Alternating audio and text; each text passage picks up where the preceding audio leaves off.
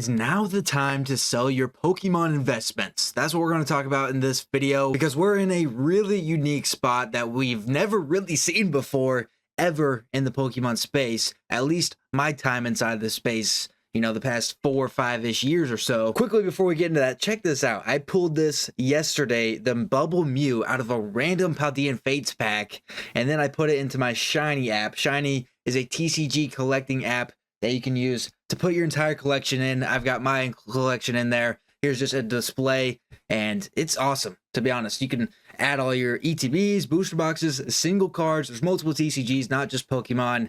And if you haven't done anything like this to keep track of your collection, it's definitely worth it. You know how much Pokemon product you have on hand, and it's been really good for me. So definitely check out Shiny. Thank you to them for sponsoring today's video. Anyways, let's talk about, should you sell your Pokemon? When it comes to investing in anything, there's one main principle you follow.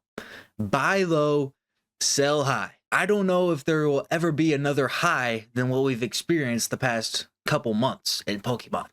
Like, it is so insane. You got Vivid Voltage flying off of Pokemon Center of all things. Battle Styles being bought up on Pokemon Center. It's a crazy thing. If you've been buying Pokemon, especially early to mid 2024, you were buying low, and now all of a sudden we're high. We are high in the market. That's why I have the question, should you be selling right now, or will this continue to rise? Because I don't know.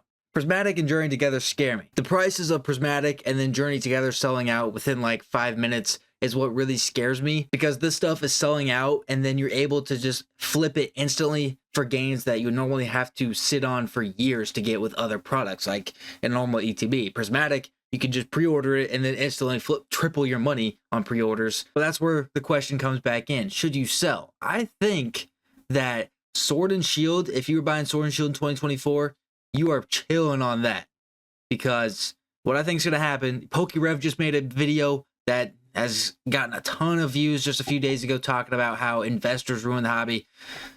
Channels like myself, there's a lot of just smallish channels like myself, and I feel like we all share a lot of the same viewers. We definitely did not ruin Pokemon. I don't know how PokeRev is claiming that. I don't know why he's trying to like separate us like he's any better than us, but that's besides the point of this video. We're talking about selling our product. Back to what I'm saying, I think Sword and Shield were kind of chilling. You know, it's out of print. It's gone up a lot, but you can still find it. You should probably still be buying most of it because it's out of print. There is no more booster boxes being printed of Sword and Shield, so I think we're chilling on that. We don't have to sell that, but maybe it might be time to get rid of some Scarlet and Violet stuff, because that PokeRev video, he's talking about how he believes the Pokemon Company has the printers on nonstop, and that they're going to be, and that they should build more printers to make product more widely available. So that's going to make the newer sets that come out, maybe not Prismatic, maybe not Journey Together, maybe not Team Rocket. It might take a while if they have to build whole new facilities to print more cards. But if that does happen, that means there's way more product out there of these upcoming sets if they're printing more of it, or they have more factories being built. So that's an interesting take on the future of buying sealed product. But right now, should you sell right now is the big thing that I've been contemplating the past few days, because I have had this kind of gut feeling, and a lot of the times when I've had this gut feeling when it comes to this Pokemon stuff, it ends up being right. However, it's always been buying a product. Like, I had a feeling just a month ago that I should buy some Silver Tempest ETBs on Pokemon Center, and that feeling was pretty good. I bought those ETBs for $140. They're already $250 a box, and seem to be going up even more than that. Same with Paldean Evolved just a couple weeks ago. I was like, $140 for Paldean Evolved when all these other boxes are getting close to it that are not good, better sets. I'm going to buy some more Paldean Evolved. And then all of a sudden it's a $200 box. It's always been with buying. With selling, I don't really sell. My plan is the whole long term. I don't really like this whole like flip to make instant money. Only really with grading cards do I do that. But what keeps nagging at me inside is that simple principle I mentioned at the beginning of the video: buy low, sell high. I've been buying low, and now it's high. Do I sell, or should we be greedy and continue to wait and see if it gets even higher? So much of Pokemon right now reminds me of crypto. I'm not like a super crypto guy, but I've been following it on and off since 2022-ish, ever since I turned 18 and was able to open an account myself. Like late 2021 / early 2022, Bitcoin got to like 67K, and everybody was saying to sell, sell, sell, because that's the highest it had ever been and made a new all-time high. You want to buy low, sell high. A lot of people did sell. It dropped to like 20K, if not like 18K or something for a long time. And then all of a sudden, just a couple months ago, right around the election, a new all-time high was hit, and it's still sitting around 97,000. That's just what reminds me of Pokemon. We had like kind of that, big era when people started opening a lot of packs with 2020 / 2021. And then we we're kind of low, a few low years, and now we're back at a high.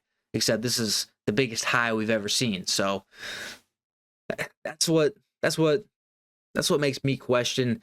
The only reason I haven't like decided to sell anything is because I do want to hold long term. That's what I set out for myself. That was the goal when I started buying sealed product and keeping it sealed. Because I'm not really one of the big top guys where I'm buying cases upon cases of stuff, moving stuff, selling stuff to make some profit here, reinvesting it into this other product. That's not me. I know there's a lot of people out there who do that. Some of you may be watching, but also some of you watching may be just like me and buy, a few ETBs here and there, some booster boxes, and then sometimes some other stuff. So I'm just curious, if you're comfortable sharing, let me know what your plans are with, selling, buying, holding down in the comments, because not a lot of YouTubers are going to talk about when they sell.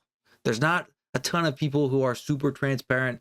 I would say I'm pretty transparent. Every month I do that monthly investing video, and I show you every single thing I buy, all the single cards that I pull / buy. I show you every single thing. So, I mean, if you really wanted to pocket watch, you could count all that up and know exactly what I got. A lot of these other channels don't really tell you exactly what they're buying. They'll maybe hint here and there, like, yeah, you should be getting these. And they'll say, yeah, I bought some of these, but they're not going to tell you how many they bought, what they bought, the exact numbers of things. And they're definitely not going to tell you when they sell, because they want to be the one that makes the money.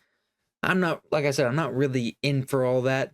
I want to be long-term with this. While I have the extra money, let it sit there, let it build up over time. But with the crazy hype is what's making me second guess my initial plan, because we're at a really big high. Like my shiny app tells me you can enter the paid price of what you paid for stuff. I paid X amount, and my collection is worth way above that X amount because it's gained that much since I bought stuff. Overall, I don't think I'm going to end up selling anytime soon, but the market being this high does make it tempting, I'm not going to lie. And I'm kind of excited to see what happens if Pokemon does truly start printing a lot more of the product and making it more available.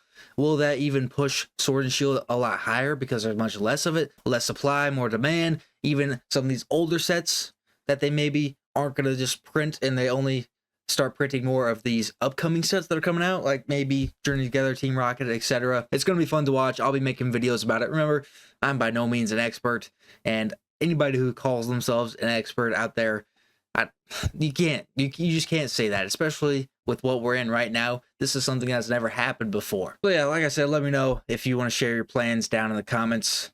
For now, I'm just going to hold on to stuff, try to get anything I can of the new sets at MSRP.